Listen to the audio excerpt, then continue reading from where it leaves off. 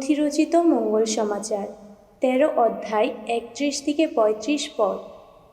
যিশু একদিন লোকেদের সামনে একটি উপমা কাহিনী তুলে ধরলেন।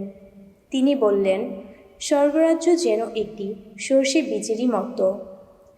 একজন লোক তা তুলে নিয়ে গিয়ে বুনে দিল নিজ জমিতে।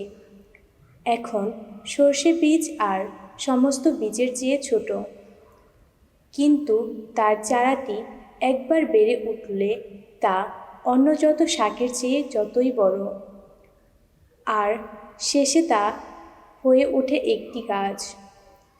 আর আকাশে পাখিরাও তখন তার শাখায় এসে বসে। যিশু এবার লোকেদের আর একটি উপমা কাহিনী বললেন। স্বর্গরাজ্য যেন সেই খামিরই মতো।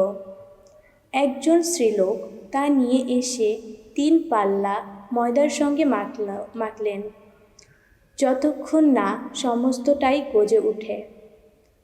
যিশু সেই উপমা কাহিনীর মধ্য দিয়েই লোকেদের কাছে এসে সব উপদেশ দিলেন। আসলে উপমা না দিয়ে তিনি লোকেদের সেই উপদেশই দিলেন, যা সত্য হয় প্রবক্তার এই বাণী। আমি এবার উপমা দিয়েই কথা বলবো।